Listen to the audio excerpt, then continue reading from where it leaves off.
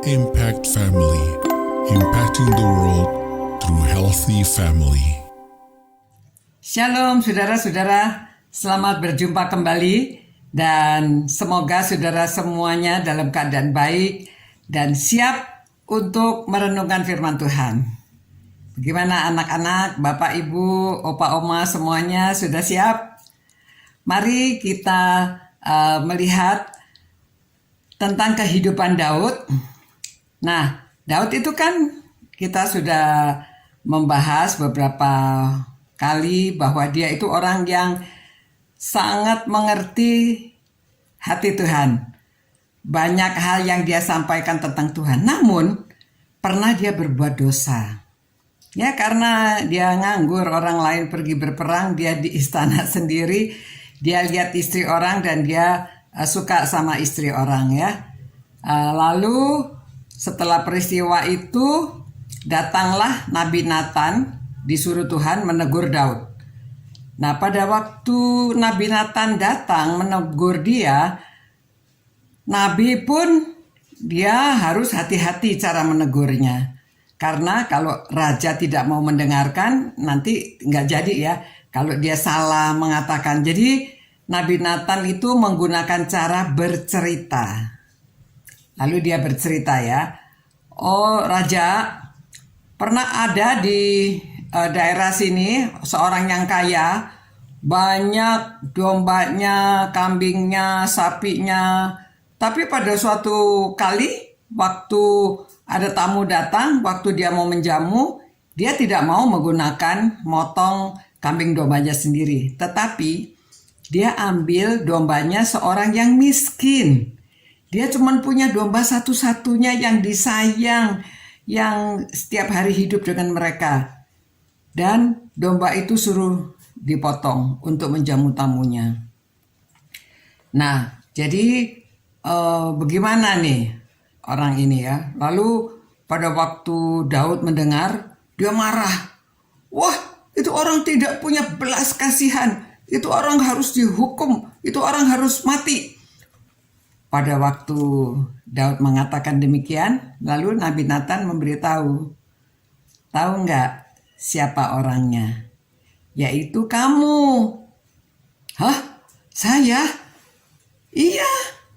Kamu coba kurang apa? Tuhan memberitahu bahwa kamu sudah diberi apa saja yang kamu inginkan sudah diberikan.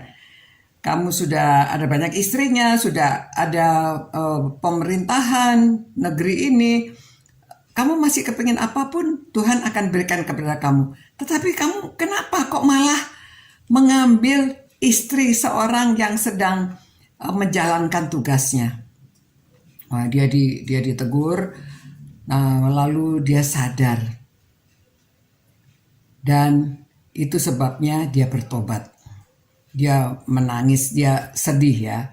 Nah saudara-saudara, apa yang akan kita renungkan pada malam hari ini? Memang kalau orang berdosa ya ditegur ya, Tuhan tidak senang. Segala sesuatu sudah diberikan, dia masih serakah, masih menginginkan ini istri orang lain. Nah, namun yang kita renungkan di sini peran nabi ini ya. Dia tidak langsung menegurnya tetapi dia menggunakan cerita. Nah saudara, ini salah satu metode untuk menegur. Jadi mungkin kalau orang tua ya, mungkin ada opa oma atau ayah ibu, kadang-kadang kalau mau menegur family atau saudara atau barangkali anak, sekali-kali saudara memang bisa menggunakan cerita sepertinya, cerita perumpamaan.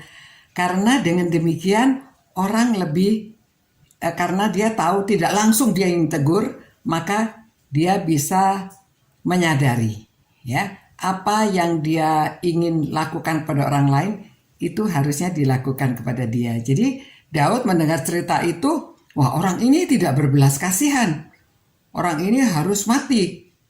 Nah pada waktu diberitahu bahwa itulah dia sifatnya seperti itu, baru dia sadar. Kalau langsung ditegur mungkin dia bisa memberi banyak alasan. Tetapi karena dengan cerita itu maka dia sendiri yang menentukan hukumannya. Ya, demikian saudara-saudara, kita perlu bijaksana, punya hikmat, bagaimana caranya berbicara dengan orang lain, apalagi kalau barangkali seorang yang disegani, kalau kita mau menunjukkan kesalahannya atau menceritakan tentang jalan yang harus dia ambil. Ya, mari kita berdoa supaya Tuhan menolong, memberi hikmat pada kita, dapat memberi teguran kepada orang lain dengan cara bercerita. Ya, jadi saudara sering baca Alkitab, jadi di Alkitab ini banyak contohnya.